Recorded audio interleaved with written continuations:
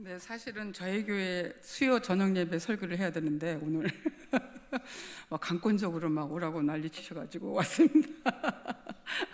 네, 저는 근데 좀 깜짝 놀랐어요. 왜냐하면 부름받아 나선 이 몸은 거의 교육자들이 전도사님이나 목회자들이 하는 이게 찬양이잖아요. 근데 권사님들이 하시니까 이 교회의 수준을 제가 알겠습니다. 와, 이제 깜짝 놀랐어요, 진짜. 그리고 정말 이렇게 목소리가 여기 혹시 이게 그 음향 시설이 잘 돼 있는 건가요? 아니면 원래 여러분들이 소리가 아름다운 두 번째죠? 여러분의 소리가 아름다운 걸로. 네, 정말 너무 좋았어요. 저는 이제 온누리에서 차세대만 21년째 사역하고 있어요. 이거 보통 행복한 거 아닙니다. 근데 올해 당회에서 이제 만 65세로 은퇴를 하라고 그래서 또 이렇게 영광스럽게 은퇴를 합니다. 할렐루야. 6학년 5반입니다.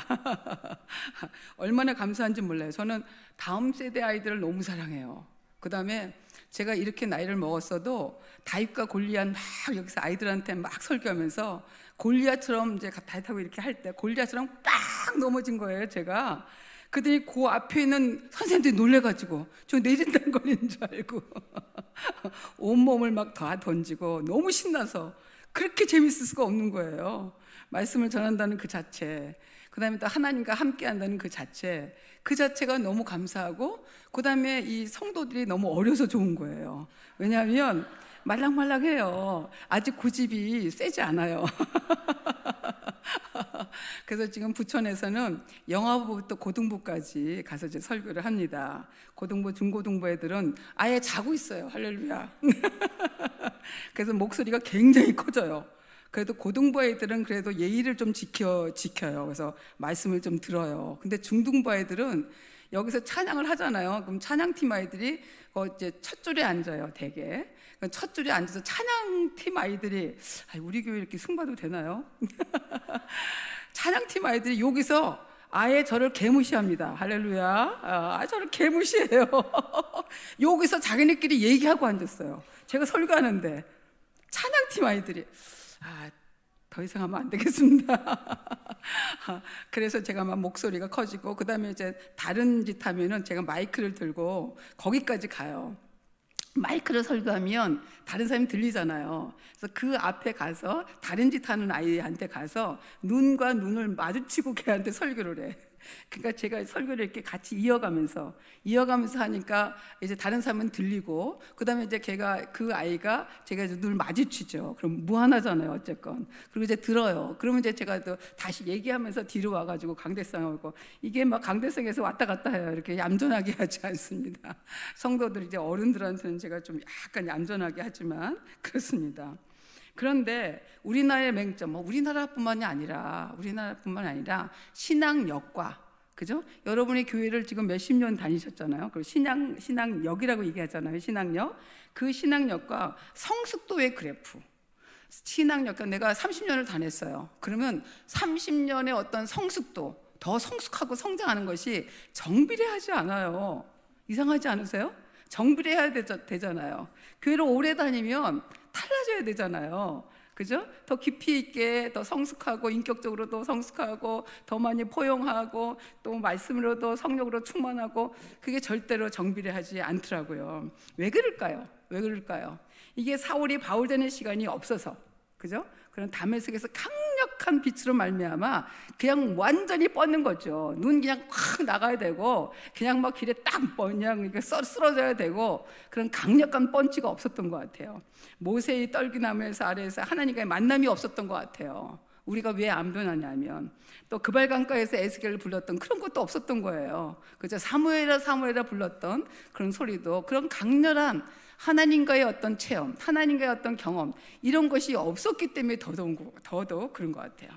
사실 실제로는 교회를 더 많이 다니면 다닐수록 더 우리가 더 많이 변화가 일어나야 되는 것이 정상입니다. 할렐루야. 그것이 정상입니다. 그런데 실제로 그렇지 못한 것이 왜 그럴까? 그런 걸 한번 생각해 보기를 원합니다.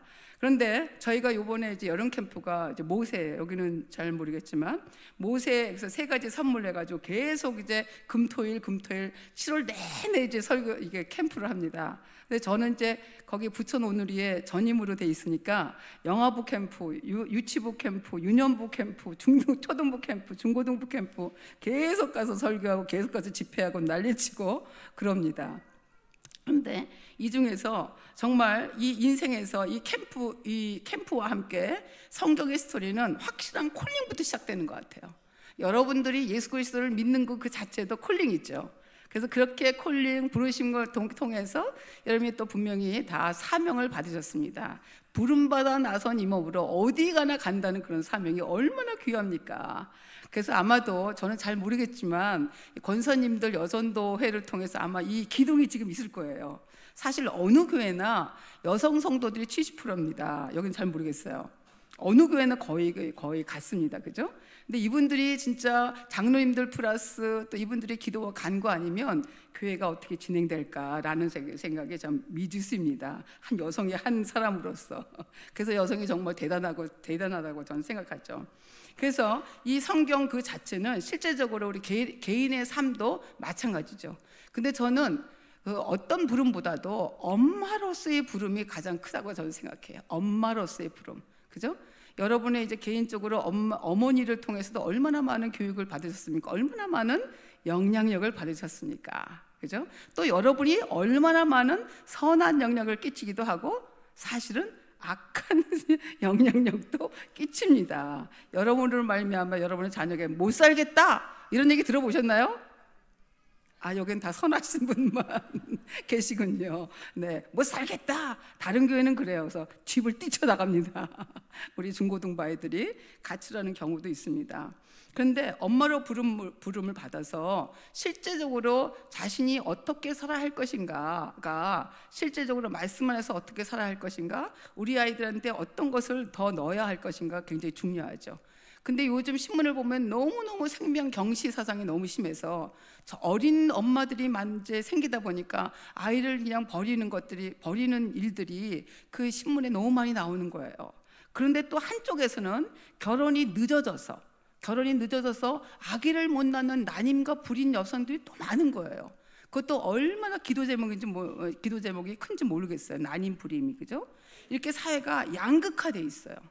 엄청나게 양극화되어 있는 것이 지금 현재 우리나라 사회에 가장 큰 무리가 됩니다. 큰 우려가 됩니다. 그래서 이 나라가 너무 그 양극화가 심해서 나라 전체가 균열의 소리가 들려요. 나라의 균열이, 그죠? 이게 파괴되는 소리가 이게 들리기도 합니다. 혹시 영화 기생충을 보셨는지요? 기생충을 보면요, 완전히 양극화를 아주 최첨단으로 극명하게 표현한 것이 기생충이라는 영화입니다. 그래서 제가 첫 번째를 이제 보겠습니다. 제가 셰마 이스라엘로 했고요. 그 다음에 이제 우리의 기준이 무엇인가입니다. 우리의 기준이. 그럼 우리는 내 마음대로 어떻게 사는가, 어떤 것을 기준으로 사는가, 그에 대해서 한번 알기를 원합니다. 근데 교회를 다니면서 정말 성경을 기준으로 성경을 잣대로 얼마나 사용하고 있는지, 이제 여러분이 스스로에게 이렇게 질문해 보면 사실은 어떤 일이 딱 벌어지잖아요. 그럼 이제 기도하고 성경을 찾아서 성경에 연결되는 것이 많이 찾지를 않아요. 실제적으로 가만 보면. 그래서 어떤 사건이 일어나면 어떤 것을 결정할 때 성경은 뭐라고 하나, 성경부터 들어가야 되는데, 그리고 또 성경을 막 뒤져보고 성경에서 답을 찾으려고 노력을 하는 것들이 굉장히 작은 것을 좀 봅니다. 혹시 성경을 봐면 뻔해, 용서하라고 하는 거야, 내가 좀 손해보라고 하는 거야, 너무 뻔하기 때문에 그래서 성경을 안 볼 수도 있어요, 사실은. 그런데 우리가 진짜 성경대로 무조건적으로 따르는 것이 얼마나 중요한가. 왜냐하면 성경이 왜 있겠어요? 너희들은 이것을 보고, 여기다 해답서거든요. 그게 어떤 문제의 해답서가 바로 성경이거든요. 그런데 우리가 그거를 따르지 않은 것이 얼마나 많은지 몰라요. 그래서 나의 모든 편하다면 성경에 맞추고, 그 다음에 또 하나님의 말씀이 나를 주장하고 나를 움직이고 나를 인도하도록 그렇게 내가 맡기는 것이 얼마나 중요한가. 근데 이제 말씀에도 그렇게 써 있습니다. 잠언 6장 20절에 그렇게 써 있는 거예요. 함께 읽어볼까요? 시작. 내 아들아 내 아비의 명령을 지키며 내 어미의 법을 떠나지 말고 그것을 항상 내 마음에 새기며 내 목에 매라. 그것이 내가 다닐 때 너를 인도하며 내가 잘 때 너를 보호하며 내가 깰 때 너와 더불어 말하리라. 대저 명령은 등불이요 법은 빛이라. 훈계의 책망은 곧 생명의 길이라. 하나님 말씀에 잘 때, 깰 때, 어디를 걸어갈 때 항상 주의 말씀이 나를 인도하는 것이죠. 그런데 이제 그렇지 못한 것이 얼마나 많은지 모르겠어요. 그러니까 그러고 나서 이제 하나님은 그러면 어떤 것을 기준을 줬는가? 하나님은 시내에서 십계명을 주신 거예요. 그죠? 출애굽하면서 이제 십계명까지 시내산까지 딱 오는데 50일 걸렸거든요. 시내산에서 11개월이 있습니다. 11개월 있으면서 거기서 이제 십계명 받죠. 그다음에 이제 모든 이제 성막이나 이런 모든 것을 거기서 받죠. 11개월 동안 받고 그다음에 이제 다시 출발하는 것이 민수기부터 이제 연결되어 있죠. 1계명이 뭡니까? 다 기억하시죠? 나 외에 다른 신을 섬기지 마라. 2계명은 뭡니까? 우상 형상을 만들지 마라. 3계명은 여호와 이름을 망령되이 부르지 마라. 4계명은 안식일을 거룩하게 지켜라. 5계명은 부모님을 공경하라. 6계명은 살인하지 말라, 간음하지 말라, 도둑질하지 말라, 내 이웃의 것을 위증하지 말라, 거짓 증거하지 말라, 맨 나중에는 내 이웃의 것을 탐내지 마라. 하나님께서 왜 십계명을 우리에게 주셨다는 얘기죠. 그죠? 그래서 이스라엘 백성이 출애굽한 다음에 그죠? 세상에서 이제 출애굽을 한 거죠. 홍해를 건너면서 이제 다 세례를 받고 그다음에 이제 광야로 오는 거 아닙니까? 그러고 나서 이제 십계명을 준 거예요. 너희가 예수 그리스도를 믿음으로 말미암아 그리스도인이 됐느냐? 그럼 그리스도 된 이후에는 어떻게 살래? 그래서 10가지의 계명을 준 거예요. 10가지가 얼마나 울타리입니까? 만약에 그것을 안 줬다. 그러면 우리가 예수님을 믿어. 구원을 받았어. 어떻게 살지? 거꾸로 생각해보면요. 항상 거꾸로 생각하면 답이 나와요. 우리가 십계명을 안 줬으면 뭐가 어떻게 살아야 되는지 모르는 거죠. 그러니까 하나님이 다 십계명을 주시고 이렇게 살다가 하나님께서 분명히 말씀해 주신 것이죠. 그런데 그 안에 모든 인간이 살아갈 모든 것들은 다 그 속에 있는 거예요. 근데 유대인들은 쓸데없이 613개를 만들어놨어. 613개 율법을. 그래가지고 이제 이게 안식일날 되면은 아예 그냥 엘리베이터도 못 누르잖아요. 엘리베이터 누르는 게 일이니까. 그 왜 이렇게 쓸데없이 613개를 만들어놔가지고 그걸 못 지켜서 그걸 지키느라고 난리를 피는지 모르겠어요. 이해가 안 되죠? 우리 10가지만 지키면 돼. 얼마나 할렐루야입니까? 이것이 이제 신약에 딱 오면 뭐예요? 하나님을 사랑하고 내 이웃을 사랑하라가 딱 2가지로 완전히 요약되는 것이잖아요. 이것을 주지 않았으면, 이것이 기준이 아니면 우리는 어떻게 살 것인가? 우리가 이제 이걸 알 수 있습니다. 그런데 하나님은 우리에게 제시한 이 계명을 우리가 자녀들에게 어떻게 전달해야지만 우리 자녀들이 하나님의 말씀에 순종할 수 있을까? 이것이 문제죠, 사실은. 그죠? 제가 90년도 초에 그 자그마한 신학교 시간 강사로 나갔었어요. 시간 강사, 전임 강사가 아니라 시간 강사에 갔는데 그때 90년도 초니까요. 그때 가격 파괴라는 단어가 처음 나왔어요. 가격 파괴. 특별히 우리 엄마들, 특별히 우리 여자들의 가격 파괴가 얼마나 좋습니까? 무조건 싸게 사는 거잖아요. 그죠? 무조건 싸게 사는 거가 얼마나 좋습니까? 그런데 저는 가격이라는 단어보다 파괴라는 단어가 더 크게 귀에 들려오는 거예요. 파괴? 가격 파괴에 붙으면 너무 좋은 건데, 근데 저는 어떤 생각이 드냐면 그 가격 파괴라는 그 단어를 통해서 그러면 중간 단계에서 생산 라인, 그 생산 라인에서 수많은 사람이 직업이 없어지겠구나. 와우, 많은 것들이 파괴되겠구나. 전반적으로 딱 보일 때는 가격 파괴지만 그 뒤에 많은 것들이 없어지겠구나. 그런데 그런 생각이 들면서 서서히 사회가 파괴되기 시작했어요. 부모와 자녀가 파괴되고요. 그다음에 이제 이게 학교가 파괴되고, 요즘 학교 생활이 어떤지 아시죠? 아이들이 선생님 말씀을 잘 안 듣습니다. 학폭이라는 게 있어요. 학교 폭력 위원회라는 게 있어요. 조금이라도 막 이렇게 하면은 그냥 경찰 와야 되고 막 이런 것이 엄청납니다. 그래서 이 파괴가 결국은 이제 국가가 파괴되는 소리도 막 들리는 거예요. 이 파괴라는 단어 자체가. 그래서 우리의 생활권, 우리의 예배권, 우리의 하나님 중심 사상, 이 모든 것들이 파괴되는 소리가 들리지 않나요? 여기는 안 들리는군요. 철벽 같은 이 벽과 이런 것들이 막 들린다는 얘기죠. 노골적으로 가난한 성도들, 아주 안 나가 성도들을 가난한 성도라고 그러잖아요. 노골적으로 가난한 성도들이 교회를 비난하고, 뉴스에 들리는 모두 교회 소식은 나쁜 소식만 해요. 교회가 얼마나 좋은 일을 많이 합니까? 절대로 언론 기자들은 좋은 일을 하는 교회를 취재를 안 해요. 취재를. 이게 막 올라오지 않습니까? 나쁜 것만 해. 나쁜 것만 확대해가지고 그냥 편파적으로 방송을 합니다. 그래서 많은 사람들이 더 교회를 싫어해. 예? 개독교라고 그러고 더 싫어합니다. 그런데 어떻습니까? 성경 전체의 그 스토리는 하나님의 개탄의 마음과 그 눈물과 그 다음에 또 하나님의 그 짝사랑의 절절한 절규가 들리지 않으세요? 하나님만 짝사랑하고 있는 거 아니세요? 아세요, 여러분?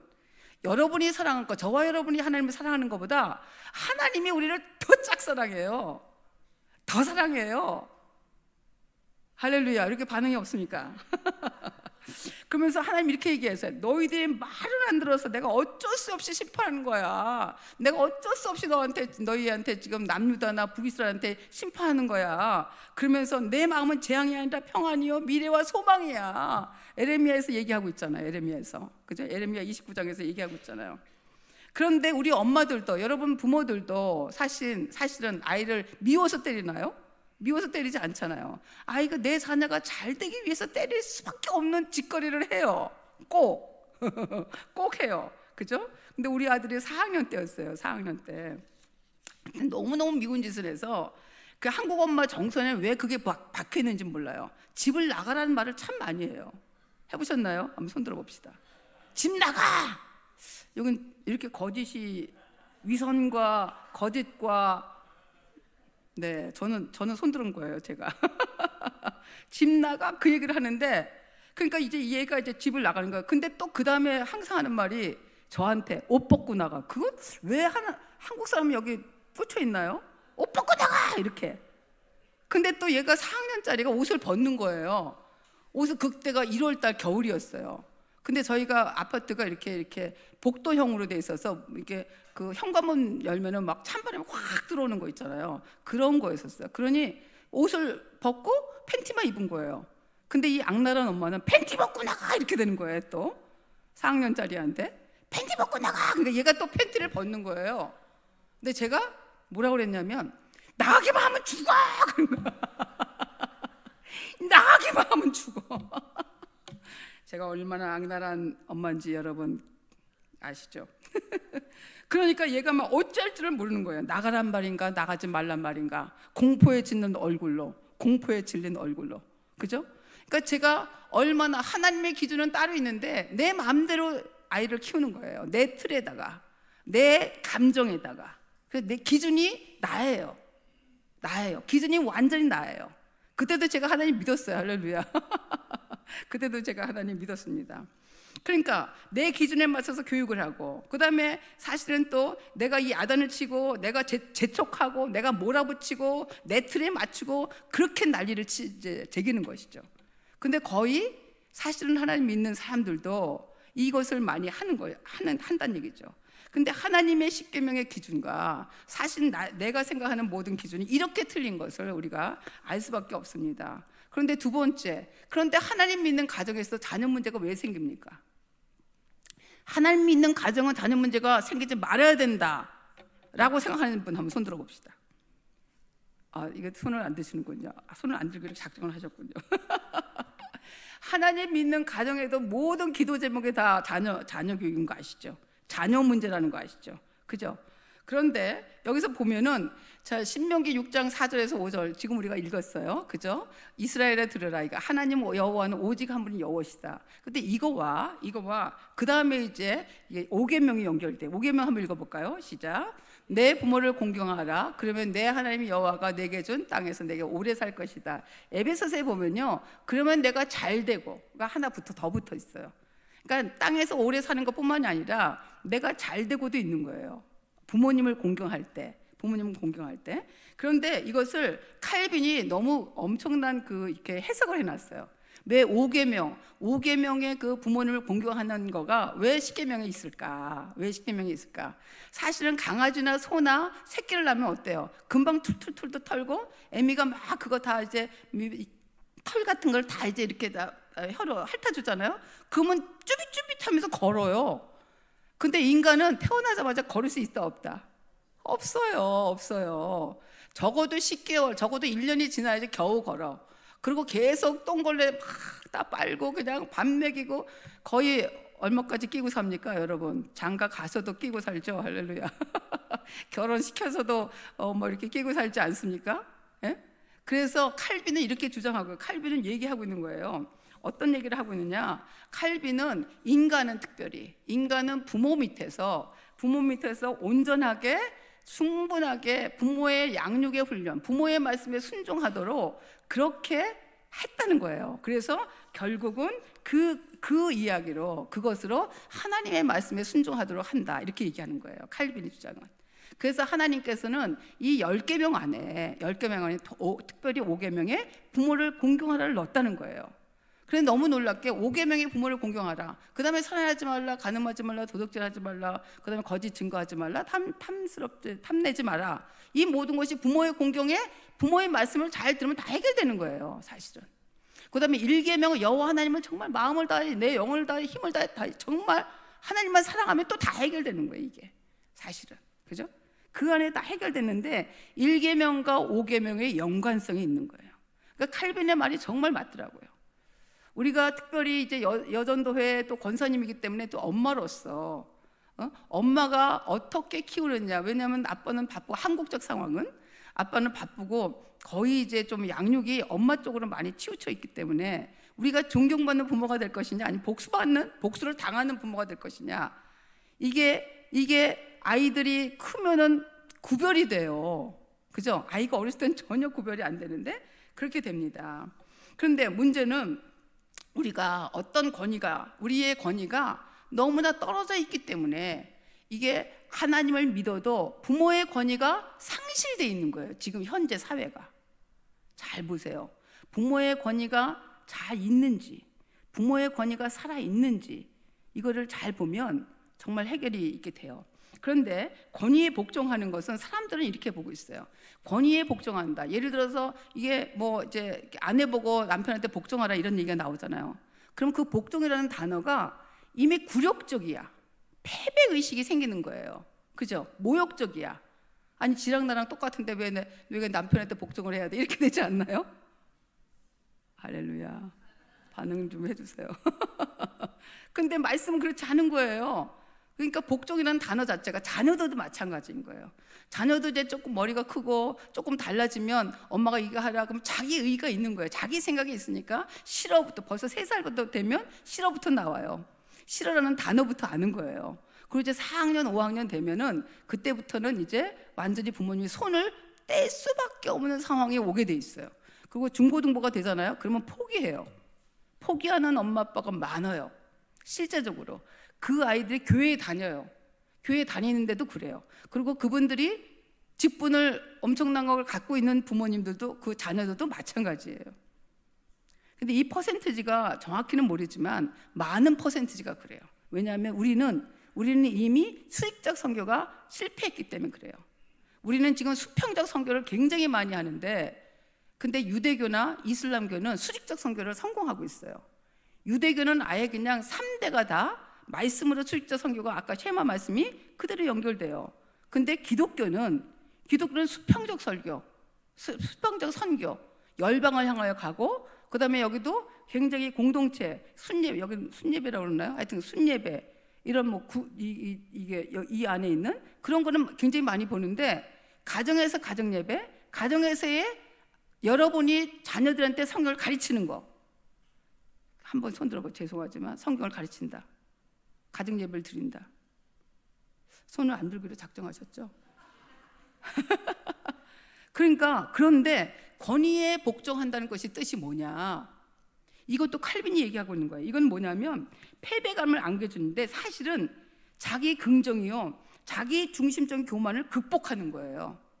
그래서 아이들이 어렸을 때부터 좌절 학습을 시켜야 되는 거예요. 안 되는 건 절대로 안 돼. 네가 아무리 떼굴떼굴 굴러도 안 돼 라는 것을. 근데 우리는 정문화라, 엄마가 그렇게 생각했어도, 할머니가 생각했어도, 친할머니, 외할머니가 생각했어도 애들이 막 떼부리고 난리치면 그냥 언제 그렇게 규칙이 있었나 싶고 쉽게 그냥 뭉개지는 거예요. 우리 어른부터 그게 안 되는 거예요, 이게. 그런데 아이들이 어렸을 때부터 안 되는 건 정확히 안 돼. 일관성 있게. 그렇게 가면은 아이들이 그것이 그 어렸을 때부터 들어가게 돼 있어요. 결론은 그것을 자기 긍정이고 이것이 결국 자기 승리라는 거예요. 그래서 마침내 하나님의 형상대로 돌이키는 거, 이것이 복종의 의미가 있는 거예요. 그럴 때 어렸을 때부터 부모의 권위가 세워지면 이 아이들이 하나님의 말씀이 연결되고 이 부모가 하나님의 말씀을 가르치면 하나님의 권위가 세워지는 거예요. 그래서 우리 이 나라에서 정말 이게 올라가면 올라갈수록 교회를 떠나요. 자녀들이 교회를 떠납니다. 그래서 이게 저희 교회도 마찬가지로 제일 많이 오는 데가 예꿈 영역도 지금 줄어드는데, 왜냐하면 저출산으로 줄어들어요. 영유아 유치도 저출산도 줄어들고, 그 다음에 우리는 꿈땅이 1학년부터 6학년까지 그 아이들은 부모와 같이 교회를 와요. 그 다음에 중학교 가면은 자기 발로 교회를 가기 때문에 그때부터 슬슬 빠져요, 숫자가. 그죠? 그 다음에 고등학교 졸업하잖아요. 중학교에서 고등학교도 들어가면 또 빠져요. 그 다음에 고등학교 졸업하고 대학교 가면 또 빠져요. 물론 다른 교회 가는 친구들도 있어요. 그런데 엄청 교회를 안 다니는 거예요. 이게 권위의 복종함이 그래서 너무나 중요한. 그런데 우리의 지금 실제적인 문제는 뭐라고 그랬어요? 여러분의 권위가 땅에 떨어졌다는 얘기예요. 여러분의 권위가 실제적으로 어떻게 돼요? 상실됐다는 얘기죠. 상실됐다는 얘기예요. 그래서 권위가 뭘까 한번 찾아봤어요. 권위가 왜 중요하냐? 사전적 의미가 이게 있어요. 남을 지휘하거나 통솔하여 다루게 하는 힘이에요. 사전적 의미가. 그러니까 여러분이 자녀가 여러분 말을 안 들으면 이미 여러분이 아무리 하나님 말씀해도 그냥 잘 다니세요, 이렇게만 되는 거죠. 그죠? 권사님, 우리 교회도 권사님, 장로님도 있어요. 장로님의 기도 제목이 자기 자녀 교회 다니는 거예요. 여기는 없을 좀 믿습니다. 그래서 우리는 왜 우리의 부모를 다 공경해야 하나? 우리는 부모의 권위를 인정하고 있나? 여러분의 자녀가 여러분의 권위를 인정하고 있나요? 나이 드신 분들? 그죠? 이게 안 되고 있어요. 공경이란 뜻이 공손할 공에다 공경할 경이에요. 이 뜻 자체가 태도를 얘기하고 있어요. 태도. 이 태도는 마음을 다해 조심스러운 마음으로 예를 갖추어 모시다라는 그런 뜻을 갖고 있습니다. 근데 이런 것들이 어디 있었어요? 옛날에 조선시대에 있었죠. 삼강오륜이 있었던 유교 사상에서. 그때는 부모와 자녀, 그 다음에 상사와 이게 밑에 있는 사람, 그 다 수직적인 관계였죠. 그죠? 나이에 따라서 그 스승과 제자, 이게 다 수직적인 관계로, 그래서 질서는 있었어요. 그러나 뭐가 없어요?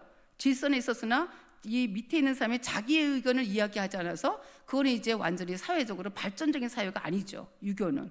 그렇죠? 그런데 기독교는 이 십계명 안에 부모님을 공경하라라는 그것을 통해서 하나님과 연결되게 돼 있고, 그 다음에 이 가정 안에 이게 질서를 만들어 놓으신 거예요. 그런데 기독교 안에서 부모를 공경하라가 제대로 안 돼 있어요. 안 돼 있기 때문에 또 수직적 선교가 실패했다고 볼 수가 있습니다. 그래서 사실은 우리 집안에서 뭐가 있어야 되냐면 십계명과 규칙이 같이 이렇게 만들어져 있어야 되는 거예요. 그래야지만 어렸을 때부터, 그리고 이제 여러분의 자녀가 좀 크다 그러면 엄청난 여러분의 거룩한 산 제물이 돼야 됩니다. 할렐루야. 그렇지 않으면 이게 바로 잡힐 수가 없어요. 이미 죄인이기 때문에. 우리의 죄성은 이미 이게 고무줄을 이렇게 늘렸다가 그냥 놓으면 다시 오는 거 있잖아요. 그것처럼 오늘 회개하고 내일 또 똑같은 짓거리를 해요. 누가? 저희가. 이 죄성이라는 것이 장난 아닌 그 아주 엄청난 파워를 갖고 있기 때문에 사람이 바뀐다는 것이 엄청납니다. 아무리 장로님 어떤 그 타이틀이 있어도 안 바뀌는 분이 엄청 많으세요. 할렐루야 할 뻔했어요. 놀렐루야. 그죠? 우리 주위에서 다 보고 있어요. 그죠? 여러분 이제 말풍선으로 어떤 권사님 어떤 말 이렇게 생각하시면 안 됩니다. 그래서 여기에서 규례와 규칙이 정말 필요한데 어렸을 때부터는 좌절학습이 필요하다는 얘기죠. 조금 아까 했지만. 그래야지만 복종과 순종을 가르쳐야지만 자기 교만, 내 모든 것이 내가 생각하는 것이 다 옳지 않구나, 그걸 알게 되는 거예요. 자기 교만을 이길 수 있는 것이죠. 그럴 때 여러분의 부모의 권위가 살아나요. 그래야지만 여러분의 자녀를 살리는 거예요. 사실은 여러분만 살리는 것이 아니라 여러분 자녀를 살리는 것이죠. 그리고 공감하고 함께 규칙을 만드는 거죠. 그래서 여기 에베소에 보면 아버지들이여 여러분의 자녀들을 노엽게 하지 말고 주의 교훈과 훈계로 양육하십시오. 노엽게 하지 말라고 했어요. 아이들이 이제 조금 나이를 먹으면 먹을수록 자녀들하고 계속 이야기를 소통하고 아이들이 원하는 것이 무엇인지 하면서 비율을 맞춰주면서 이게 주의 말씀과 이게 훈계로 양육을 해야지 먹혀 들어가요. 그죠? 그래서 이것이 얼마나 큰 문제인가 우리가 알 수 있습니다. 그런데 너무 놀랍게 성경에서 이게 나와요. 엘리 제사장의 문제가 나옵니다. 사무엘상 3장 13, 14절 같이 읽읍시다. 시작. 내가 엘리의 집안을 영원히 심판하겠다고 말한 것은 엘리가 자기 아들들이 스스로 벌을 청하는 것을 알면서도 그것을 막지 않았기 때문이다. 여기까지 말했답니다. 엘리가 자기 집 홈리와 비나스가 자기 다른 불로 갔다가 제사를 지내잖아요. 그런데 알면서 엘리 제사장이 야단치지 않는 거예요. 훈계하지 않았어요. 그것이 엘리 제사장의 가문이 다 몰락합니다. 이가봇이라고 손자를 낳는데도 다 그냥 죽어버리잖아요. 그죠? 기가 막혀요. 법궤 뺏기죠. 아예 그냥 제사장 집안이 멸망을 하는 것을 우리가 볼 수 있습니다. 그래서 결국은 우리가 뭘 한다고요? 결국은 함께 읽어요. 아까 읽었지만 같이 읽습니다. 시작. 우리 하나님은 여호와는 오직 유일한 여호와시니 너는 마음을 다하고 뜻을 다하고 힘을 다하여 내 하나님 여호와를 사랑하라. 오늘 내가 내게 명한 이 말씀을 너는 마음에 새기고 내 자녀에게 부지런히 가르치며 집에 앉았을 때인지 길을 걸어갈 때인지 누워있을 때인지 일어날 때든지 이 말씀을 강론할 것이며 너는 또 그것을 내 손목에 매어 기호를 삼으며 내 미간에 붙여 표를 삼고 내 집 문설주와 바깥문에 기록할지니라. 이것이 이렇게 써 있잖아요. 이렇게 써 있는데 어떻게 연결되나요? 이렇게 써 있는데 실제로 이스라엘 사람들이 이렇게 하고 있어요.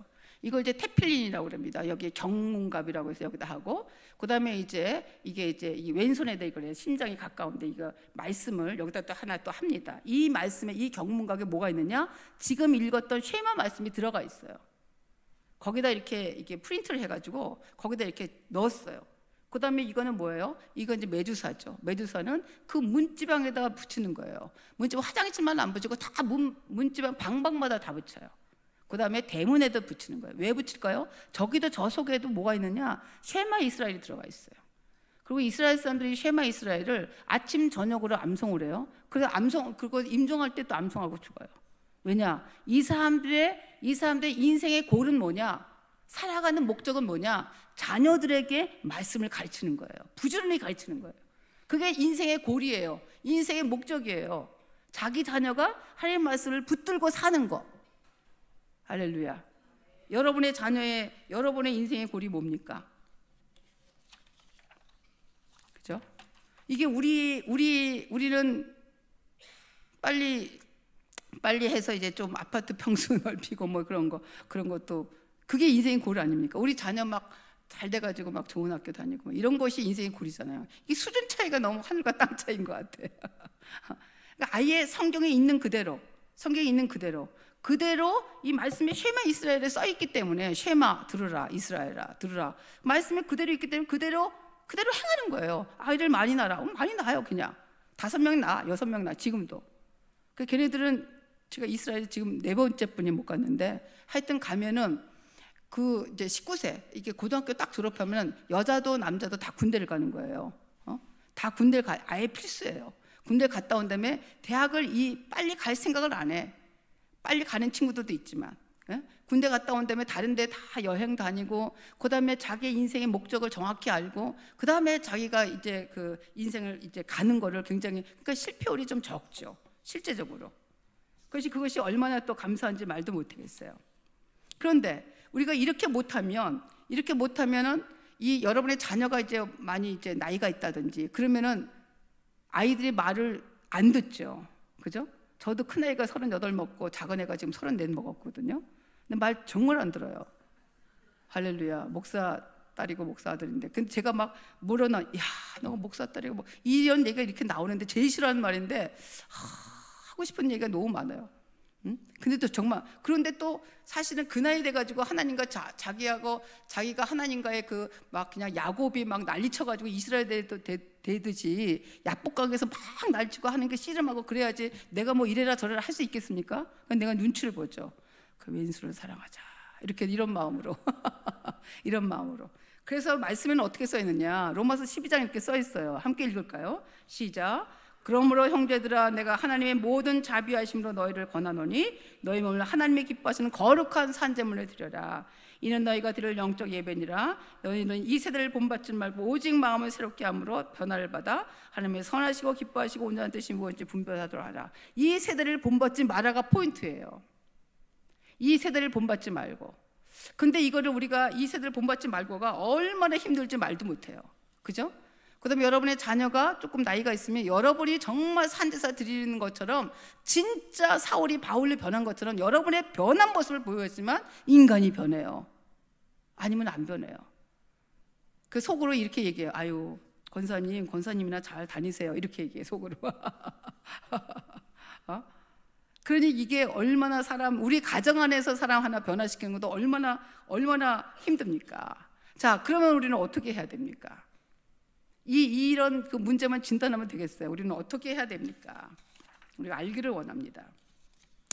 근데 사실은 우리가 아날로그 디지털이라는 거 여러분 아시죠? 가장 하이터치 시대에 살고 있어요. 지금 5G 시대에 살고 있잖아요. 테슬라 이게 자율 이게 주행 이제 차가 온단 말이죠.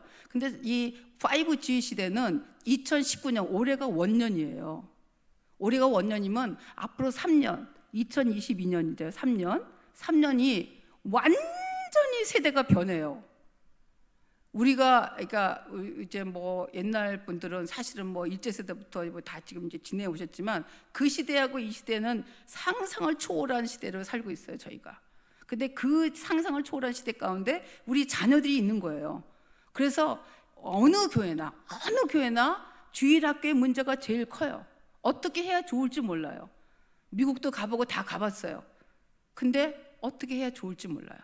근데 답은 유대인 교육이에요. 근데 그 답은 유대인 교육인데 유대인 교육이 너무 고루해, 올드해. 그리고 그렇게 하기가 너무 힘들어요. 그러니까 못하는 거예요. 그 온 집안 식구들이 3대가 유대인 교육인 경우는 할아버지도 아예 노인정에 안 가세요. 도서관에 가서 토라 공부하고 계셔요. 그죠? 우리하고 다르죠? 그죠? 할머니도 아예 토라만 공부하고 계셔요. 그러고 나서 거기 아예 없어요. TV나 이런 것도 없어요. 아예 정통파 유대인 경우에는. 그러면 우리가 이 시대에 살고 있는데 그렇게 살 수 있나요? 그렇죠? 안 된다는 얘기죠. 그래서 저는 이것을 어떻게 봤냐면 타이타닉 호 저기 보이시나요 지금? 선상에서의 마지막 연주 어떤 곡을 연주했다고요? 내 주를 가까이 하게 하면. 타이타닉 호가 이렇게 지금 미끄러지고 있어요. 침몰하고 있어요.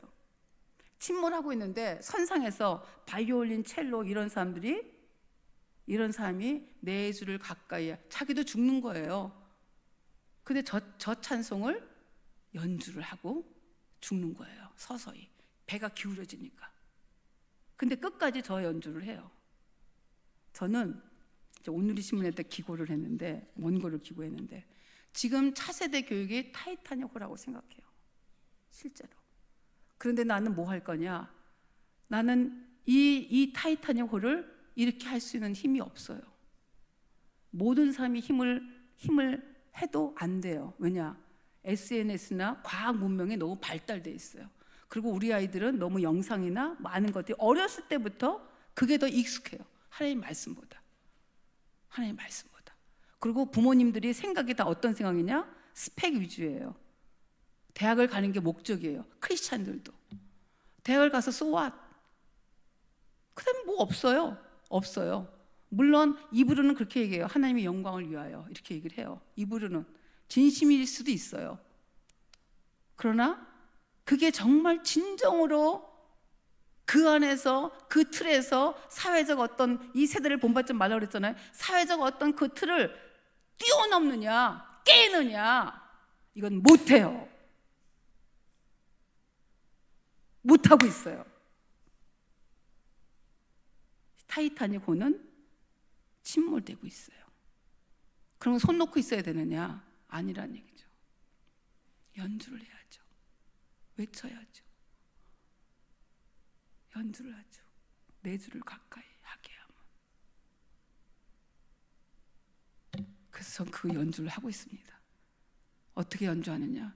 제가 쓰러져 가면서 연주하고 있죠. 배가 침몰하고 있기 때문에. 3년에서 5년이 임계점이에요. 3년에서 앞으로 3년에서 5년. 보통 문제가 아니에요. 근데 많은 분들이, 아무도가 아니라 많은 분들이 이것을 아시고 계시죠. 그래서 저는 부천 오누리 교회에서 어떤 일을 하느냐면 이런 일을 합니다. 하브루타 들어보셨죠? 손 좀 들어보실래요? 하브루타. 예. 하브루타 사역을 하고 있어요. 제가 간지 4년 반 됐는데 부천 오누리에 서빙고 있을 때부터 했었어요. 이건 3,800년 된 유대인의 학습법이에요. 그래서 계속 질문하는 거죠. 마타오 셰프, 네 생각은 뭐니? 너는 어떻게 생각해? 답을, 저의 그 최종적인 거는 답을 제발 가르쳐 주지 말자예요. 교사 교육에도 그렇게 해요. 내가 무지한 스승이라는 책을 얘기하면서 답을 제발 가르쳐 주지 마. 우리가 교사들이 하는 거, 부모님들이 해야 하는 거는 계속 질문만 해. 그래서 아이들이 답을 스스로 찾아가게끔 해. 그래서 아이들이 답을 스스로 찾을 때 그 기쁨이 얼마나 클까? 그럼 자기가 답을 찾았기 때문에 그것을 더 깨닫게 되고 그것을 하게 되는 거예요. 우리가 답을 알려주면 아이들이 안 해요. 아무것도 안 해요. 교사는 가르칠 교회 그 스승사자잖아요. 그런데 가르치지 말자요. 나는 제발 가르치지 말자. 다만 질문을 하자. 그래서 제가 하브루타를 하는데, 하브루타는 이런 장점이 있어요. 하나님 말씀을 실천하기 위한 소통 능력과 해결책을 공동체 모두 함께 만들어가요. 그 다음에 상대방의 질문을 정확하게 파악하기 위해서 경청하는 자세가 생깁니다. 그 다음에 호기심을 자극해요.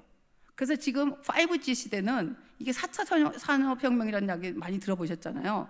이게 창의적인 인재가 아니면 우리는 AI한테 다 지게 돼 있어요. 그 AI를, 이 기계를 우리가 위에서 조절을 해야 되는데, 이게 지금 이제 조금 있으면 직업들이 다 떨어지게 돼 있어요. 아주 단순 노동은 다 로봇가 하게 돼 있단 말이죠. 그러면 우리 애들은 뭐 먹고 사냔 말이죠. 정말 심각한 이런 시점에 서 있는데, 이거를 자기주도 학습으로 습관을 길러줘요, 하브루타가. 그 다음에 서로의 입장을 충분히 경청해서 공감 능력도 키워줘요. 그 다음에 제가 이제 코칭이라는 코칭을 또 하는데, 코칭은 4가지예요. 경청, 공감, 질문, 칭찬. 그래서 하브루타와 코칭이 이게 교집합이 있어요. 뭐라는 교집합? 질문이라는 교집합이 있어요. 그래서 우리가 계속 생각할 수 있는 거는 탁월한 질문을 어떻게 할 것인가. 제가 질문이라는 것에 굉장히 관심이 많아요. 질문. 그럼 모든 사람들은 질문을 해야지 생각하게 돼 있어요. 질문 안 하면 생각 안 하게 돼 있어요. 질문을 해야지 전두엽이 발달이 돼요. 전두엽에 놓고 하는 것이 질문이에요. 너는 어떻게 생각하니? 그래서 이 유대인들은 마타오 셰프, 너는 어떻게 생각하니? 아예 유튜브에 마타오 셰프를 치면은 그게 한 3분짜리가 있는데 계속 선생님이 마타오 셰프 이렇게 물어봐. 네 생각은 뭐니? 네 생각은 뭐니? 그래서 네 생각은 어때? 그래서 그 다음에는 이렇게 얘기를 해. 유대인들이 계속 질문을 받다 보니까, 어렸을 때부터 질문을 받다 보니까 결국 자기가 질문을 하는 거예요. 그래서 이 골은 뭐냐? 질문은 선생님에서 하지만 본인이 질문을 하게끔 하는 게 골이에요. 이걸 시우르라고 그러는데, 본인이 질문을 하게끔 하는 거 골이에요. 어떤 거에 대해서 질문을 생각나는 건 뭐냐면, 어떤 거든지 말씀이든지 뭐든지 호기심이 생겨야지 질문이 나오는 거거든. 그죠? 그래서 계속 질문을 하다 보면 질문이 익숙해져요. 제가 지금 부천에 가서 4년 반 동안 하는데도 안 나와. 아직 안 돼요. 그냥 그래서 하브루타라는 단어를 알아, 선생님들이. 계속 하고 있어요. 계속. 소그룹이 다 그거거든요. 소그룹 성경 갖고 하는 거니까. 그렇죠? 그래서 이 코칭이란 뭐냐? 장점이 있죠. 수평적 구조예요. 수평적 구조로 계속해서 자신의 고유의 능력을 계속 돕는 것이 코칭이에요. 그 다음에 이 단어도 들어보신 분, 후추파 정신. 그래서 제가 이름을 만들었어요. 하브루타 코칭 후추파서. 이게 하코후 약간 일본말 같죠? 하브루타 코칭 후추파. 그래서 후추파는 후추와파 이렇게 해서 입에 이렇게 붙게 만들어놨어요. 후추파 정신. 이게 유대인의 창조적 정신을 만드는 후추파 정신이에요. 요게 지금 7가지가 있어요. 7가지인데 요 7가지 때문에 지금 이스라엘 사람들이 정말 엄청나게 세계를 제패하고 있어요. 엄청나게 모든 경제, 정치를 다 쥐고 있어요. 요 800만 명 되는 그 인구가, 이게 성경의 이스라엘 민족이에요. 이 민족이 하나님의 출애굽기 19장에 내가 너를 제사장의 나라로 세우겠다, 그 약속을 지금 하고 계신 거예요. 엄청난 지혜를 주셔서. 이것이 형식타파하고 질문의 권리, 질문을 계속하는 거예요. 이 질문의 권리는 뭐냐면, 예를 들어서 A와 B가 있어요. A와 B가 사과가 하나씩 있어. 그럼 둘이 사과를 서로 줬어요. 그러면 갖고 있는 사과가 몇 개인가요? 서로 줬으니까 하나죠. 그죠? 그런데 A와 B가 서로 자기 아이들을 얘기를 했어. 그러면 이 갖고 있는 아이들은 몇 개일까요?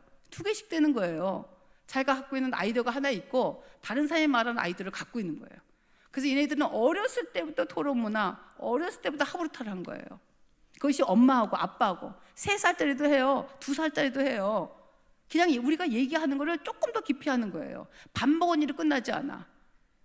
밥 먹었는데 어떤 반찬을 먹었니? 그래서 그 반찬에 어떻게 맛이 있니? 그거에 대해서 이건 레시피가 어떻게 됐을까? 재료가 뭐랄까? 그냥 하나 갖고 계속 깊이 파는 거예요. 이게 하브루타거든요. 어렵지가 않아요. 하브루타 어렵지가 않아요. 그래서 이 하브루타의 장점이 있는 거예요. 이 7가지를 통해서 이스라엘 백성들이 이걸 통해서 살아남는 거예요. 이걸 통해서 그 사람들은 기계를 움직이고 있는 거예요. 기계를 우리 위에 있어. 근데 동일한 시대, 2019년대 동일한 시대에 우리가 살아. 한국 사람이 살아. 이쪽에 지금 비행기 타면 뭐 엄청 왔다 갔다 하잖아요. 동일한 시대에 이스라엘에서 살아. 이쪽에 살아. 이쪽에 살면은 동일한 시대에 애들이 같이 학교를 가고, 그런데 우리 모든 기업이 이스라엘과 다 연결되게 돼 있어요. 모든 기업은 다 연결되게 돼 있으니까. 그러면 누가 어떤 아이디어로 더 잘 될까요? 이 창의적 인재를 만드는 데 있어서. 창의적 인재, 지금은 창의적 인재가 먹고 살 수밖에 없어요. 그런데 이것이 교회에서 하나님 믿는 백성으로서 하나님 말씀이 우리는 무기야. 하나님 말씀이 무기인 거예요. 얼마나 엄청난 보고를 우리에게 주셨거든요. 그래서 제가 거기서 부천에서 하는 거는 말씀 통독을 합니다. 아침 토요일 날 새벽 7시부터. 그래서 90일 동안 말씀 통독을 강의를 해요. 그리고 통독을 계속 시켜. 그러니까 타겟은 교사예요. 타겟은 교사인데 공동체 분들이나 많은데 남자 성도들 많이 오시죠. 아침에 그 시간에 못 오면 어쩔 수 없이 자기 책임이야. 저는 5시까지 가죠. 새벽에 7시부터 9시 반까지 해요. 매주 합니다. 그러니까 1년에 2번 하죠. 아침에 3월에 오픈, 9월에 오픈, 이런 식으로 합니다. 그래서 이 후추파 정신에 장점들이 있는 거죠. 다양한 질문을 통해서 창의적 아이디어를 만들어놔요.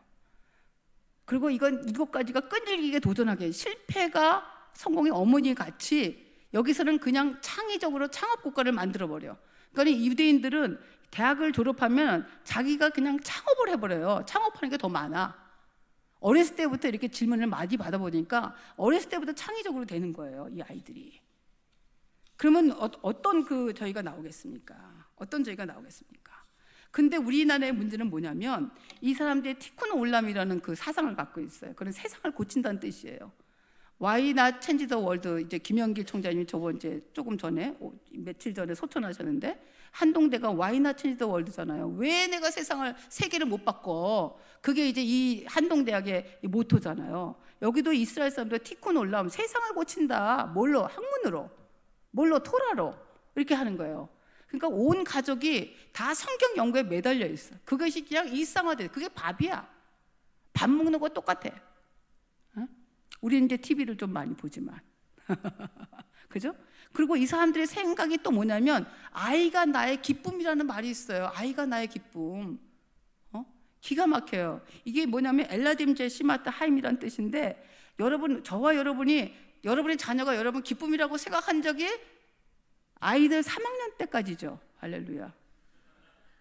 아이 처음에 낳았을 땐 너무 이뻐서 막 쭉쭉 빨고 저도 이번에 손녀를 봤는데 너무 이뻐 미쳐요. 아주 그냥 미쳐. 이게 마이크라는 좀 안 맞는 말이군요, 이게. 어쨌건 너무 이뻐요. 그런데 이제 3학년까지는 그래도 이뻐요. 봐줄만해. 이제 4학년부터는 요즘 어떤 일도 있는 줄 알아요? 4학년부터 동성애가 많이 나와가지고 4학년짜리가 나는 남자한테 끌려, 남자애가, 이런 고백하는 애들도 있어요. 아주 얼마나 심각한지, 현장이 얼마나 심각한지 말도 못합니다. 이게 말도 못해요. 말도 못하는 이게 다 무너져 있는 타이타닉 호가 거의 제가 느끼기에 조금 더 과장한다면 2분의 1도 더 빠진 것 같아요. 반도 더 빠진 것 같아요. 제 느낌은 그래요. 이 사이가 얼마나 기가 막힌지 몰라요. 실제적으로. 그죠? 그래서 하나님이 또 이렇게 얘기하고 있어요. 한번 읽어봅시다. 시작. 너희는 내가 호렙산에서 온 이스라엘을 위해 내 종 모세에게 명령한 법 곧 율례와 법도를 기억하라. 보라, 여호와의 크고 두려운 날이 이르기 전에 내가 선지자 엘리야를 너에게 보내리라. 그가 아버지의 마음을 자녀에게 돌이키게 하고 자녀들의 마음을 그들의 아버지에게 돌이키게 하리라. 돌이키지 않냐면 두렵건대 내가 와서 저주로 그 땅을 칠까 하노라 하시니라. 매 구약의 맨 마지막 날 자녀와 아버지가 마음이 돌이켜서 하나가 될 때 서로 이렇게 봐야죠. 이렇게 되면 되겠습니까? 집이. 그죠? 이거는 가족 안에서의 아버지와 이 자녀도 연결되고 또 하나님과 우리도 같이 조금 더 크게 본다면 그렇게 얘기할 수 있는 것이죠. 실제적으로. 그죠? 저는 이 TV에 이상한 나라라는 프로그램이 있더라고요. 보셨죠? 이상한 나라. 거기서 난 좀 화가 나. 왜냐하면 사회에 만연돼 있는 어떤 그런 한국의 정서는 시어머니와 며느리가 다 안 좋습니다. 부정적이에요, 이게. 시어머니 시자가 나오면 뭐 시금치도 안 먹어 이렇게 나오잖아요. 그죠? 저도 시어머니는 별로 살짝 좋은 잘은 해드렸어요. 할렐루야. 하나님 앞에서 말할 수 있어요. 잘 해드렸죠. 그런데 그걸 보면 시어머니와 며느리를 더 이간질하는 느낌이 들어요. 이간질하는. 왜냐하면 패널에 시어머니는 없어. 며느리하고 어떤 남자 뭐 연예인들만 몇 명 있어. 그래가지고 시어머니가 뭘 하면은 막 거기서 막 난리쳐, 막 분개를 하고. 그래서 이상한 나라예요. 제목도 이상한 나라야. 그러니까 사회가 언론이 더 부추겨. 시어머니도 패널로 거기다 모셔야 될 거 아니에요. 시어머니도 대표해서 누군가가. 그러면 저기에서는 시어머니 마음이 저렇군요. 공감하게 하게끔 만들어야지. 집을 하나로 만들어 놓지. 시어머니하고 며느리를 더 이렇게 이간질하면은 어떻게 되세요? 그 집구석에. 안 그렇습니까? 그리고 실제로 이런 모든 하나님의 말씀들이 실제로 안 한다면은 그 부메랑이 다시 와서 내가 시어머니 되면 또 그렇게 되는 거예요. 내가 그렇게 잘 공경하지 못하면 실제로 그렇게 되는 거예요. 그런 거를 우리가 얼마나 많이 봅니까? 그래서 자녀 안에서, 이 가정 안에서 실제로 어떻게 하면 말씀이 하루타하고 어떻게 하면 말씀이 더 거기다 계속 질문을 넣어야 한다는 얘기죠. 그래서 저는 무엇이 가장 중요한가를 이제 마지막으로 얘기를 하기를 원해요. 그래서 저는 굉장히 질문하기를 원하는데 이게 뭐냐면 스프링복이라는 아프리카 사냥이에요. 이 사냥은 엄청 94km, 시속 94km 달려요. 시속. 그런데 이 먹는 거를 너무 이렇게 잘 먹어요, 풀을. 그러니까 먹는 걸 너무 잘 먹어서 앞에, 그리고 이제 이게 집단적으로 살아요. 이 스프링복이라는 사냥이. 그래가지고 앞에서 이제 이 풀을 먹잖아요. 그럼 막 밀어. 그러면 여기도 빨리 풀을 먹어야 돼. 그러면 여기 앞에 밀린 이 양은 또 빨리 뛰어야 되는 거예요. 그러니까 뒤에서 계속 밀어. 그러다 보면 막 뛰는 거예요. 저렇게 정신없이 뛰어요. 근데 어디로 가느냐? 목적이 없어. 어디로 가느냐도 목적도 없고 어느 방향이 옳은지도 몰라. 막 뛰다가 절벽에 다 떨어져 죽어요. 저게 스프링복이에요. 세대를 본받으면 그렇게 돼요. 세상과 이 하나님 나라는 완전 반대예요. 그죠? 우리의 본성을 완전하게 뒤집어서 거꾸로, 진짜 여러분의 어떤 예수님의 의의 옷을 입고 성령의 도움을 받아 우리가 정말 이제 이 여러분의 모든 것들을 막 이렇게 치고 영적 전쟁에서 이기면서 나가야지만 이길 수가 있어요. 아니면 질 수밖에 없어요, 상황이. 그리고 모든 세상을 지게끔 만들어 놨어. 사단의 사역이 얼마나 잘하는지 말도 못해요. 성령의 사역을 못하냐? 안 그래요. 성령도 사역을 얼마나 잘하시는데, 하나님도. 다만 우리가 성령의 거길로 안 끌려가. 우리는 사단의 영역에 자기가 우리의 죄성 때문에 그쪽에 우리하고 이 입맛이 맞는 거예요. 코드가 맞아. 그죠?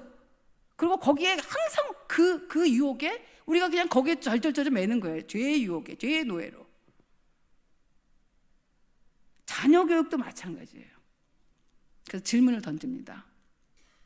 저는 항상 성경 안에 질문을 던져요. 제가 저한테 던지는 거죠. 그러니까 저의 화두가 있어요. 저의 화두, 저의 지금 현재 일어나는, 내가 지금 있는 많은 것들, 사역이나 개인적인 삶이나 많은 어떤 거, 뭐 부딪히는 거나 이런 모든 것들을 계속 어디다 던지느냐, 질문을 던지냐, 내 속에다도 던지고 말씀 안에 던지는 거예요. 해답이 어디 있느냐? 성경 안에 있기 때문에. 그죠? 그래서 나는 누구인가? 성경 말씀에 질문을 던지자는 얘기죠. 저는 성경 말씀 속에서라는 애서를 쓸까 의로로 쓸까 고민하다가 성경 말씀 속의로? 성경 말씀 속에서? 그거 갖고 고민하다가 애서를 그냥 쓰기로 했어요. 여러분이 질문은 나는 누구인가? 나는 내 신앙의 현주소는 지금 어디인가? 내 자녀의 신앙은 어떻게 지금 성장하고 있는가? 아니면 떠나는가? 그러면 어떻게 할 것인가? 여러분이 여러분 안에 스스로 질문을 던져주세요.